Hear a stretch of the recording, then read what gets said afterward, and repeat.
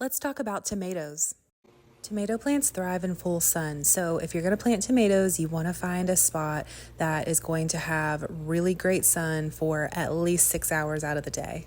Typically, I plant big boy tomatoes, but this year I wanted to try beefsteak. And it was at this moment that these awful shears I have broke. They need to be retired so I can find a new pair. These tomato plants got a little bit bigger than I had wanted them to. I couldn't plant right after I got them because it started getting a little bit cold here again. So normally I would plant these much smaller, but they just kind of sat and grew before I could get them in the ground. You want to bury tomatoes pretty deep, and you want to cut off those lower branches like I'm doing here.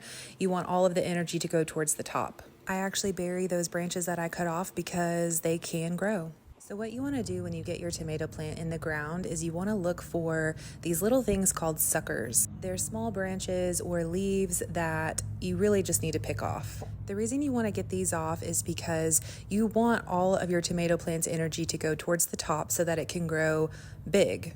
The more branches towards the bottom, the more suckers it has. It's going to try and figure out where it needs to send its energy, and it's going to try and disperse energy throughout the entire plant rather than focusing on just growing taller.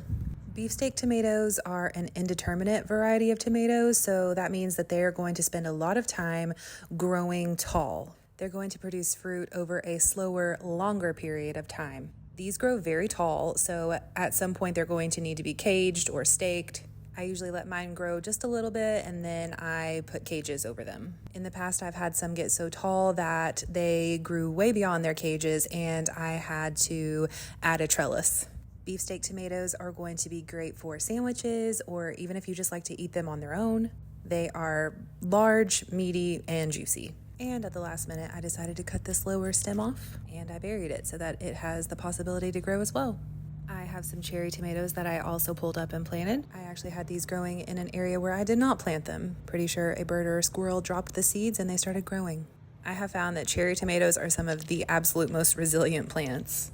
I honestly have no idea what variety this is, so I'm not sure if these are going to be determinate or indeterminate. If you have any questions, let me know and follow along as I have several other types of produce I'm going to show you as well.